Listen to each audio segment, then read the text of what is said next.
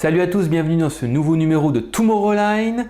Au sommaire, un avant-poste sur la FIA et son rififi. Le rituel est connu. Tous les 30 juin de l'année, les équipes déposent leur candidature pour participer au championnat de la saison suivante. Ça a été le cas encore cette année pour 2013, sauf que la FIA a refusé ces candidatures. La raison est assez simple, c'est que depuis déjà quelques mois, les équipes ne s'entendent absolument pas sur les accords de restriction budgétaire, alias RRA. Vous avez déjà entendu qu'il devait y avoir quelque chose qui devait être annoncé aux alentours du 30 juin, qui ne l'a pas été fait finalement. La raison est très simple. Red Bull d'un côté et Toro Rosso de l'autre ne sont absolument pas d'accord avec le principe du RRA. Pire que ça, Red Bull Racing annonce tout simplement qu'il faut un RRA des moteurs.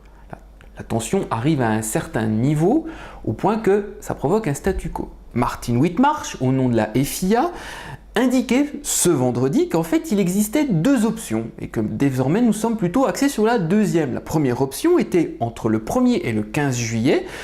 En fait, tout simplement, le Conseil mondial devait annoncer tout simplement que les équipes étaient d'accord en fait sur le contenu du RRA, sauf que ces équipes ont défini tout simplement que le temps n'était pas assez important et que ça aurait provoqué un règlement, je cite, à interprétation, ce qui était donc un risque qui était beaucoup trop grand par rapport à ce qui devait être prévu, ne pas ouvrir justement des fenêtres. Nous sommes donc à la deuxième option qui est donc la FIA a finalement souhaité repousser au mois de septembre sa décision pour préparer son règlement autour des accords de restriction de budget.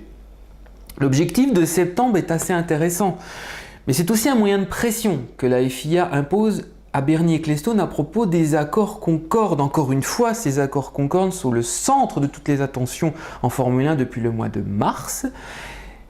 Septembre, je tiens quand même à le préciser, c'est aussi le moment où la Formule 1 doit entrer en bourse à Singapour si, encore une fois, tout va bien.